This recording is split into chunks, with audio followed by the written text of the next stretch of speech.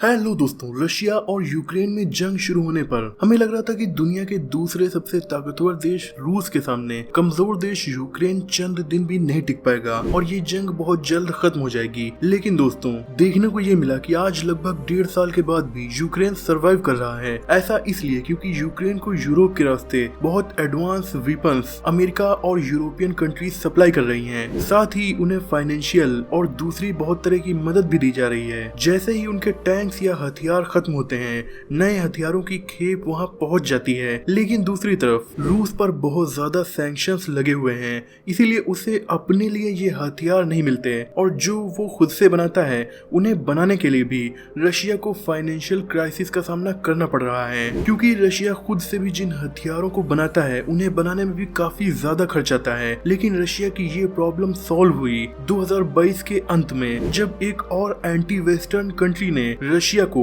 वार machines काफी सस्ते में प्रोवाइड करना शुरू कर दिया। ये देश है ईरान। ईरान ने अपने काफी शानदार कामिकाजे ड्रोन्स रशिया को भेजे, जिन्हें शाहिद 136 कहा जाता है। ये सस्ते लेकिन काफी पावरफुल ड्रोन्स यूक्रेन के आसमान में रशिया की तरफ से भेजे जाने लगे और तबाही मचाने लगे, जिनसे चंद दिन में यूक्रेन में बहुत भारी इकोनॉमिक इंफ्रास्ट्रक्चर की तबाही देखने को मिली। लेकिन दोस्तों, आपको शायद ये ना पता हो, पर केवल ईरान के ड्रोन्स ही नहीं, ईरान ने अपनी IRGC आर्मी के जवान भी यूक्रेन में भेजे हैं, जो रशियन सोल्जर्स ने यूक्रेन के जिन इलाकों पर कब्जा कर लिया है वहां पर डिप्लॉय किए गए हैं। यानी एक तरह से ईरान के सैनिक भी यूक्रेन के खिलाफ लड़ाई में रशियन सैनिकों के साथ मैदान में हैं। इतना ही नहीं, ईरान ने रशिया को सैकड़ों बैलिस्टिक मिसाइल, सैनिकों के लिए बॉडी आर्मर्स और दूसरे बहुत से हथियार प्रोवाइड किए हैं। ठीक उसी तरह जैसे अमेरिका मिडिल ईस्ट के देशों में लड़ाई के दौरान अपने सैनिक और हथियार प्रोवाइड करता है।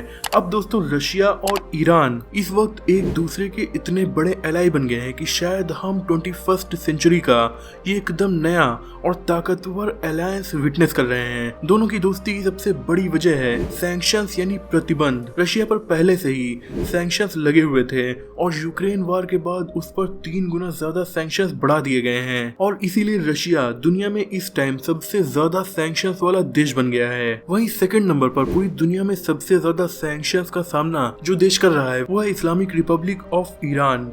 दोनों देश टॉप पर हैं, जिन्हें दुनिया भर के बिजनेसेस में अलग थलग कर दिया गया है। ऐसे में इन दोनों ही देशों के पास बड़ी अपॉर्चुनिटी है एक दूसरे के साथ बिजनेस करने की और ग्रो होने की। यही वजह है जब से रशिया यूक्रेन वॉर शुरू हुआ है, रशिया ईरान को जो एक्सपोर्ट करता है उसमें 27% की ग्रोथ हुई है और ईरान रशिया को जो एक्सपोर्ट करता है उसमें 10% की। और तो और रशिया ने ईरान में $40 बिलियन इन्वेस्ट करने का प्लान भी किया है। हालांकि दोस्तों, ये दोनों देश अभी इतने करीब नहीं आए हैं, बल्कि इससे पहले सीरियन वार में भी रशिया और ईरान एक साथ थे, जबकि अमेरिका और अदर वेस्टर्न कंट्रीज एक तरफ थीं। इवन दोस्तों, दोनों के दुश्मन एक ही हैं।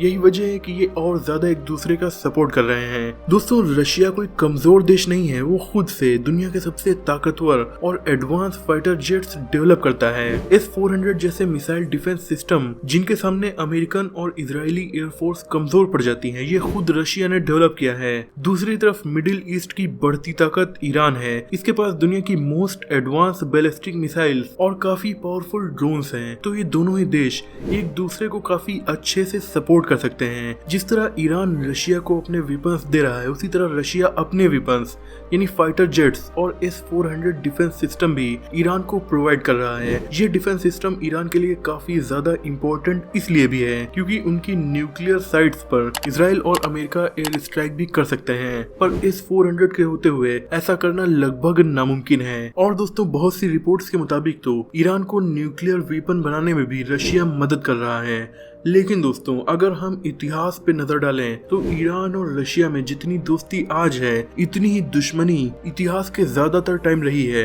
क्योंकि ईरान पर रूल था पर्शियन एम्पायर का, जो कि काफी ताकतवर एम्पायर था, और रशियन एम्पायर भी काफी ज्यादा पावरफुल था। दोनों कैस्पियन सागर के आसपास वाला इलाका और सेंट्रल एशिया में अपने इन्फ्लुएंस को बढ़ाने के लिए बहुत ज्यादा लड़ रहे थे, इतना कि दोनों कई बार वार के मैदान में एक दूसरे के सामने थे।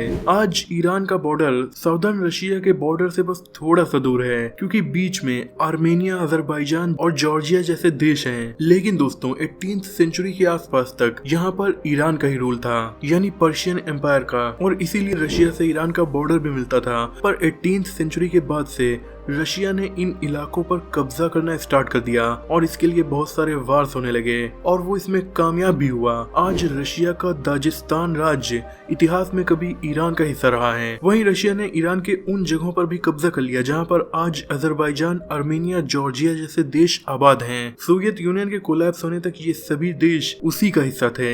भले ये आज आजाद हो गए हों या ऑटोनोमस रीजन में बदल गए हों, लेकिन अब भी इन पर रशिया का ही बहुत ज्यादा इन्फ्लुएंस है और इसीलिए आज भी ईरानी नेशनलिस्ट इन देशों को खोने का अफसोस करते हैं। यही वजह है कि ईरान की पहले की गवर्नमेंट यानी पहलवी डायनेस्टी पूरी तरीके से रूस के खिलाफ थी और प्रो अमेरिकन थी, यानी एक तरह से मिडिल ईस्ट में अमेरिका का ईरान काफी बड़ा एलाई था, इसीलिए अमेरिका उसे हथियार भी देता था, जिनमें से कुछ तो आज भी ईरान यूज कर रहा है। लेकिन फिर 1979 में कुछ ऐसा हुआ जिसने पूरी अमेरिका को हिला कर रख दिया। ये था ईरानियन रिवॉल्यूशन और फिर ईरान की सत्ता मिली आयतुल्ला खुमैनी को, जो पूरी तरीके से एंटी अमेरिकन थे।